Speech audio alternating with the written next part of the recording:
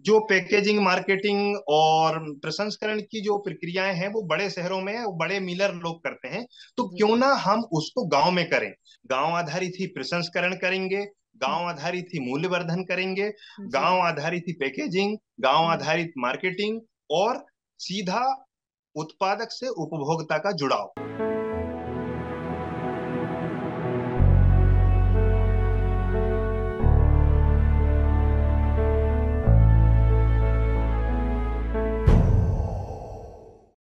नमस्कार दोस्तों, आप सभी का स्वागत है।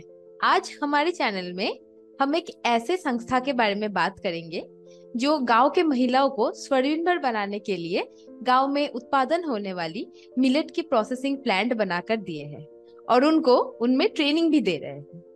संस्था से हमारे साथ आज जुड़े हुए हैं अनिल जी। सर, आप अपना परिचय हमारे दर्शकों को दें। जी नमस्कार, मेरा नाम अनिल बामने है और हमारी संस्था का नाम है जन स्वास्थ्य सहयोग। और उसी में हमने अभी जो एक जिस संस्था का आप जिक्र करना चाह रहे हैं या जिसके बारे में हम आगे बात करेंगे उसका नाम है गरिमा। उसको फुल फॉर्म अगर कहें तो ग्रामीण आत्मनिर्भर रोजगारी मंच है। तो मैं बेसिकली ये हमारा काम है या हमारी संस्था जहाँ स्टेब्लिश है वो छत्तीसगढ़ के बिलासपुर डिस्ट्रिक्ट में है। और जी। हम लोगों का रूरल या ग्रामीण एरिया में काम है। और विशेषकर सबसे बड़ी बात है कि हमारा जो काम है वो टोटल ही महिलाओं के साथ में है। तो सर, ये जो आपकी संस्था है इसके बारे में थोड़ा सा डिटेल्स में हम जानेंगे कि इस संस्था को बनाने के पीछे का क्या उद्देश्य था सर। तो एक तो मैंने आपको अभी दो नाम बताए कि जन स्वास्थ्य सहयोग और एक गरिमा। जी। तो मैं ये बताना चाहूंगा कि जन स्वास्थ्य सहयोग एक ऐसी संस्था है जो 4 एम्स से डॉक्टर कपल्स लोग पढ़े वहां से पढ़ के और उन्होंने फिर एक संस्था बनाई, भारत भ्रमण किया 99 में। जी। और फिर उन्होंने सोचा कि जो गरीब लोग हैं जिनको स्वास्थ्य के अभाव में मतलब इलाज के अभाव में जो स्वास्थ्य की सुविधाएं नहीं मिल पाती है तो उनको कैसे मिलेगी। तो उस उस समझ के साथ में उन्होंने एक अस्पताल शुरू किया सन 2000 में छत्तीसगढ़ के बिलासपुर डिस्ट्रिक्ट में। और वहां से फिर इलाज का काम शुरू किया कि लोगों को हेल्थ एक्सेस मिल पाए, उनको जो गरीब लोग हैं उनको। लेकिन फिर कम्युनिटी में हमने धीरे धीरे करके ये देखा कि इलाज एक अंतिम चरण है। जी। उससे पहले बहुत सारे मुद्दे हैं जिन पे काम करने की जरूरत है, क्योंकि जो कहीं ना कहीं स्वास्थ्य को प्रभावित करते हैं। तो उसमें हमने फिर देखा कि कुपोषण बहुत है ग्रामीण क्षेत्र में। वो कुपोषण क्यों है कि खाने की कमी है। तो इन तमाम सारी चीजों में फिर हमने एनिमल हेल्थ का, ह्यूमन हेल्थ का प्रोग्राम शुरू किया। फिर उसके बाद लगा कि हमें एग्रीकल्चर पर भी काम करने की जरूरत है। लेकिन एग्रीकल्चर में हमने विशेष रूप से ये सोचा कि काम होना चाहिए वो रसायन रहित। जो आज फर्टिलाइजर या पेस्टिसाइड यूज कर रहे हैं तो उसको कैसे हम कम करें, क्योंकि हमें ऐसे लगा जमीन का स्वास्थ्य अच्छा रहेगा तब ही मनुष्य का स्वास्थ्य अच्छा रह सकता है। और ये जी। बात पूरी सत्य है। ये मतलब कई सारे रिसर्चों में इसके ऊपर पेपर्स हैं।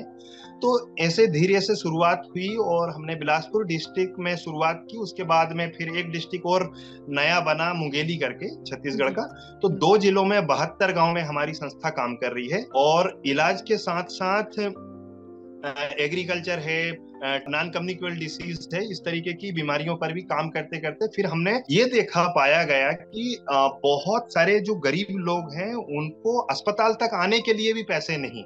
जो पैकेजिंग, मार्केटिंग और प्रसंस्करण की जो प्रक्रियाएं हैं वो बड़े शहरों में वो बड़े मिलर लोग करते हैं। तो जी। क्यों ना हम उसको गांव में करें। तो इन तमाम सारे मुद्दों को ध्यान में रखते हुए फिर हमने एक गरिमा, ग्रामीण आत्मनिर्भर रोजगारी मंच, तो इसका नाम गरिमा दिया कि एक किसान की गरिमा, उसका सम्मान के साथ में उसका अनाज बिके। जी। और बिकने के साथ में क्यों ना हम विकेंद्रीकरण, छोटे छोटे रूप में हम महिलाओं को आगे लाएं, क्योंकि हमारे देश में आज देखेंगे महिलाओं की हालत बहुत अच्छी नहीं है। ये शुरुआत पिछले 1-1.5 साल से की। इसकी हमने 4-5 जो मोटे मोटे उद्देश्य है कि एक तो गांव आधारित रसायन रहित जी। उत्पादन करेंगे, गांव आधारित ही प्रसंस्करण करेंगे, गांव आधारित ही मूल्यवर्धन करेंगे, जी। गांव आधारित ही पैकेजिंग, गांव आधारित मार्केटिंग और सीधा उत्पादक से उपभोक्ता का जुड़ाव, ये हमारे जी। मेन स्तंभ है। और ये रसायन रहित उत्पादन होगा, उसका 25% आप अपने लिए रखिए और बाकी जो अपनी जरूरत के लिए आप बेच सकते हैं। इस पर ना हमारी संस्था का कोई, हमने ऐसे नहीं रखा कि ये हमारी संस्था है तो हम लोग इस पर इसकी मालिकाना हक जो है हम रखेंगे, ऐसा नहीं है। इसमें कोई भी कहीं से भी किसी भी डिस्ट्रिक्ट से किसी भी स्टेट से जुड़ सकता है और इसकी सार्वभौमिक या यूनिवर्सल कह सकते हैं उसकी मालिकाना हक है। तो इसमें कोई भी जुड़े, बट विचारधाराओं को लेके चलना पड़ेगा।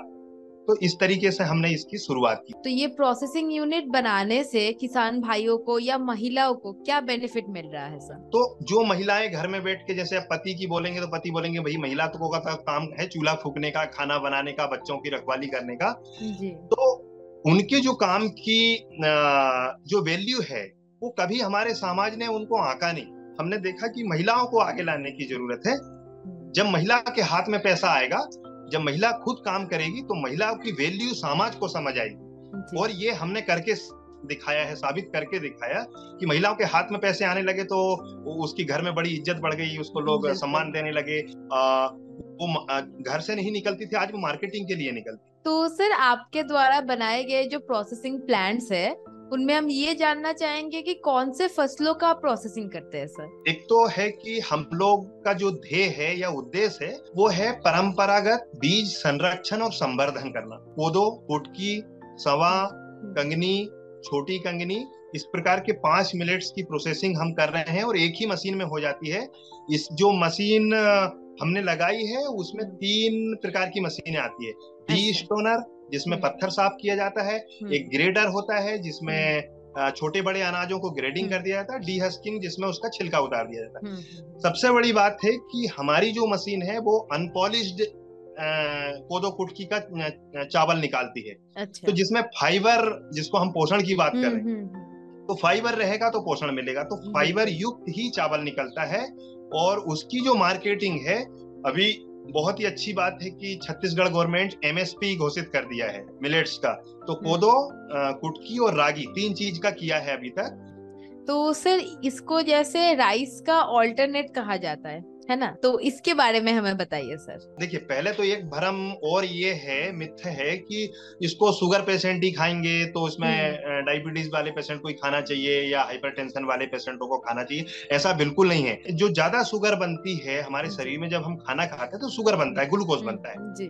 तो चावल में एक तो वो बिना फाइबर का है क्योंकि उसको इतना पॉलिश कर दिया जाता है कि वो पूरा व्हाइट राइस हो गया, और जितना व्हाइट राइस होता है उन लोगों को लगता है कि बहुत अच्छा है। लेकिन हमारे दृष्टिकोण से या वैज्ञानिक दृष्टिकोण से, चिकित्सीय दृष्टिकोण से कहें तो सबसे थर्ड क्वालिटी कहेंगे जो अभी हम चावल खाते हैं, क्योंकि उसका सारा पोषण निकल गया। तो कोदो, कुटकी, सवा, इनमें जो चावल में जो एक जल्दी जो पाचन क्रिया होती है जिससे ग्लूकोज बनता है, ये अनाज बहुत ही धीरे धीरे पाचन होता है और इसमें इतना ज्यादा ग्लूकोज नहीं बनता जितना एक चावल में बनता है। इसके जो हेल्थ बेनिफिट है, एक तो है कि ये बहुत धीरे से एक आराम से एक प्रक्रिया के तहत पाचन होता है और इसमें अलग अलग पोषण गुण है। इवन कई जगह ऐसे शोध भी हो रहे हैं अभी कि कैंसर जैसे बीमारी में भी इसका काफी बेनिफिट हुआ है। तो इसके हेल्थ जो बेनिफिट है वो बाकी जो अनाज आज हम खा रहे हैं, जैसे मैदा का उपयोग हो रहा है, जैसे फास्ट फूड हम लोग खा रहे हैं, अलग अलग कंपनी के काफी सारे रेडी टू फूड है। मैं सभी से निवेदन करूंगा कि आप परंपरागत अनाज को खाएंगे तो उनमें वो शक्ति है। इनमें जलवायु परिवर्तन आज हमारे देश में सबसे बड़ी समस्या है, तो जलवायु परिवर्तन के लिए भी अनाज बहुत अनुकूल है। लेकिन बाकी अनाज में अगर ऐसे होगा तो कभी बीमारी बहुत ज्यादा आ जाएगी तो किसान का लॉस हो गया, नुकसान हो गया, या ज्यादा बारिश हो गई तो नुकसान हो गया, या कम बारिश हुई तो भी नुकसान हो गया। तो इन अनाजों में सिर्फ मनुष्य को पोषण देने की ही क्षमता नहीं है, इनमें खुद की ऐसी क्षमता भी है जो विषम परिस्थितियों में भी, जलवायु परिवर्तन के दौर में भी अपने आप को जिंदा रखने का या उसको पकने की क्षमताएं हैं। तो सर आपके ये जो प्रोडक्ट्स आपने कहा कि आप पहले तो किसानों को ये बोलते हैं कि वो खुद के लिए रख ले, उसके बाद जो बेचना है फिर वो बेच सकते हैं, तो इसके लिए मार्केट में उसका डिमांड कैसा है सर, ये जानना चाहेंगे हम। मार्केटिंग के लिए भी सरकार के साथ हमारा कोऑर्डिनेशन चल रहा है। जब शुरुआत अभी हमने शुरू किया तो मार्केट एक बड़ी चुनौती ये रही कि भाई एक तो ये अनाज बहुत कम मिलते हैं तो महंगा होता है, लोग खरीद नहीं पाते हैं। तो आप जी। इतना ज्यादा उत्पादन करेंगे तो ये इसकी प्राइस डाउन होगी। और मार्केटों में अभी अगर मिलेट्स की बात कहें तो मार्केट में इसकी डिमांड आज की स्थिति में मैं कहता हूं कि बहुत ज्यादा है, बहुत ज्यादा। मैं ये कहूंगा अभी तक हमने 3 टन माल निकाल चुके हैं। मेरे पास अभी लगभग लगभग माल कुछ 2-3 महीने में खत्म होने की संभावना है, लेकिन आगे चल के नई फसल आ रही है तो हमें हिम्मत है कि हम पूरा कर लेंगे। तो ये बात है। तो मार्केटिंग के लिए अभी बड़ी चुनौती नहीं है, लेकिन चुनौती सबसे बड़ी ये है कि आज मल्टीनेशनल कंपनियों के पैकेजिंग मार्केटिंग का जो तरीका अलग है, उनकी पैकेजिंग बहुत आकर्षक होती है। तो आपको, मैं ये नहीं कहूंगा कि आप पैकेजिंग में ज्यादा पैसा बर्बाद करें, हम तो इको फ्रेंडली पैकेजिंग भी कर रहे हैं। तो ये कहूंगा कि मार्केट में अच्छी खासी डिमांड है अभी। छत्तीसगढ़ गवर्नमेंट का मैं उदाहरण बताना चाहता हूँ कि छत्तीसगढ़ गवर्नमेंट ने महिला समूह के माध्यम से सी मार्ट करके एक स्कीम चालू की। तो सी मार्ट, छत्तीसगढ़ मार्ट, तो जैसे जो बड़े मार्ट होते हैं, सुपर मार्केट होते हैं, वैसे हर एक जिले में एक एक मार्ट खोले हैं। उसमें सारा समूह का ही सामान होगा, अदर कोई भी कंपनी का या क्या क्या बोल सकते हैं, कोई बड़े ट्रेडर्स का माल नहीं होगा। ये उन्होंने एक अच्छा कदम उठाया, मैं इसका स्वागत करता हूँ छत्तीसगढ़ गवर्नमेंट का। आपके चैनल के माध्यम से कहूंगा कि अन्य गवर्नमेंट को भी इसके तरफ सोचना पड़ेगा। अगर आपको ग्रामीण आत्मनिर्भर या आत्मनिर्भर का जो नारा चल रहा है, अगर इसको साकार करना है तो आपको गांव की तरफ सोचना पड़ेगा। तो आप गांव की चीज को खत्म करके आप निर्भरता की तरफ नहीं जा सकते। बिल्कुल सही तो बात है। मार्केट में अच्छी खासी डिमांड है अभी। हम लोग छत्तीसगढ़ मार्ट में बेच रहे हैं। दूसरी बात, हम लोग ने डिजिटल मार्केटिंग के रूप में, जैसे आप आज हमारे यहाँ इंटरव्यू ले रहे हैं, तो इस आपके चैनल के माध्यम से भी मैं सबसे अपील करता हूँ कि आप हमारी से नहीं, जहां जहां भी छोटे किसान, मझोले किसान हैं और जो मिलेट्स उगा रहे हैं, जो रसायन रहित उत्पादन कर रहे हैं, आप उनसे खरीदिए। हम बड़ी बड़ी कंपनियों को पैसा बहुत देते हैं, एक गरीब लोगों को भी दीजिए, गरीब किसानों को। हमारा देश समृद्ध होगा और हमारा किसान समृद्ध होगा तो हम सब स्वस्थ भी रहेंगे। और अभी करीब 10 स्टेट से हमारे पास डिमांड आ रही है। इंडिया पोस्ट के माध्यम से अभी हम डिलीवरी कर रहे हैं। आगे और भी मंच हम लोग तलाश रहे हैं कि और इसको कैसे मार्केट में ले जाएं और लोगों तक पहुंचाएं। तो मैं ये, मेरा अगर मैं सारे बात के बाद ये जवाब कहूं कि मार्केटिंग से कैसे निपटना है, तो मार्केटिंग धीरे से, देखिए, हम अगर चाहें कि एकदम से बहुत जल्दी से कोई बड़ी कंपनी खड़ी कर लें तो ये तो संभव नहीं है। बिल्कुल थोड़ी धीरे धीरे आपको स्टेप बाय स्टेप जाना पड़ेगा। और अभी आप इतना बड़ा सोच भी रहे हैं तो इतने उत्पादन कहाँ से लाएंगे, ये चीजों को भी देखना पड़ेगा। तो मार्केटिंग की ज्यादा बड़ा इशू अभी तक तो नहीं है। तो आप एक रूप से एक अच्छी एक पैकेजिंग करें जो कम से कम इतना तो हो कि हाँ, एक कंपनी के साइड में, हमारा कंपनी वाले के साइड में माल रखा है तो वो उससे कम भी ना दिखे। तो सर, हम ये जानना चाहेंगे कि आज तक आपने कितने महिलाओं को और किसान भाइयों को आप ट्रेनिंग दे चुके हैं ऑलरेडी सर? अभी तक हमने 350 किसान, इस साल का करेंट स्टेटस बता रहा हूँ कि 350 किसानों के साथ हमारा काम चल रहा है अभी, जिनमें 350 से 400 एकड़ के बीच हमने मिलेट्स की फार्मिंग कराई है और जिनकी मॉनिटरिंग चल रही है। और महिलाओं की बात कहें तो लगभग 1250 महिलाएं इसमें सिर्फ मिलेट्स की ही नहीं, खेती के साथ साथ अन्य चीज भी कर रही, जिसमें वन के जो जंगलों से होने वाले, जो उत्पन्न होने वाले उत्पाद है, वन उत्पाद, उनके ऊपर भी काम है हमारा। और भी अलग अलग काम है। तो 1250 महिलाएं हमारे साथ अभी। तो हर एक परिवार से एक महिला है। 2 जिलों में, 2 ब्लॉक में हमारी 1250 परिवार के साथ ये रीच है। और लगभग हमारी जो संस्था अभी वर्तमान में काम कर रही है वो 50,000 की पॉपुलेशन में काम कर रही है। तो 50,000 की पॉपुलेशन में हम उनको पहले उनका पोषण, उसके बाद में फिर शहरों की तरफ भी हम जा रहे हैं। तो सर, जैसे आपने थोड़ी देर पहले हमें बताया कि फूड प्रोसेसिंग और पैकेजिंग, जो आप इको फ्रेंडली पैकेजिंग करते हैं, तो इसका भी तो आप ट्रेनिंग देते होंगे। तो अगर हमारे कोई किसान भाई छोटे स्तर में अपने पैदावार को प्रोसेसिंग या पैकेजिंग करना चाहते हैं तो वो कैसे कर पाएंगे, उसके बारे में थोड़ा सा बताइए सर। जैसा मैंने आपको शुरुआत में कहा था कि गरिमा ग्रामीण आत्मनिर्भर रोजगारी मंच, हमारे कुछ सिद्धांत है और ये सिद्धांत पर कोई हमारा पेटेंट नहीं है। ये पश्चिम बंगाल भी जा सकता है, ये उड़ीसा जा सकता है, ये झारखंड, महाराष्ट्र, जहां जहां भी इस हमारी फिलोसॉफी के साथ में अगर कोई चलना चाहता है तो हम उसको पैकेजिंग मार्केटिंग की बाकी ट्रेनिंग के लिए हम भी सीख रहे हैं। अब मैं ये नहीं कह सकता कि हम अभी इतने दक्ष हो गए कि हम सबको ट्रेनिंग कर देंगे, बट जहां भी जिसको भी कोई भी मझोले किसान हो, सीमांत